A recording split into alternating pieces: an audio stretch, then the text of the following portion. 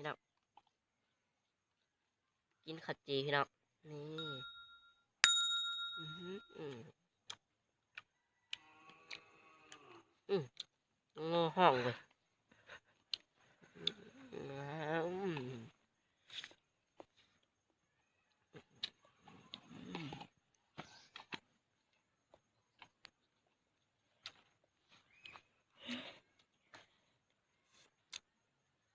ผมมีปันว่างพี่น้อง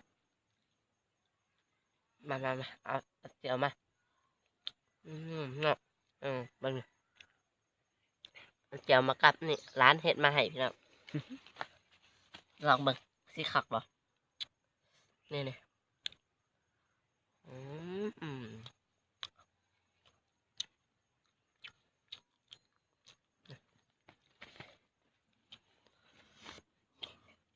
โอ้ยบุ๊บบุ๊บ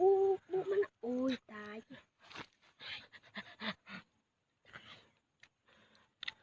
โอ้ยเจ็บมืออืม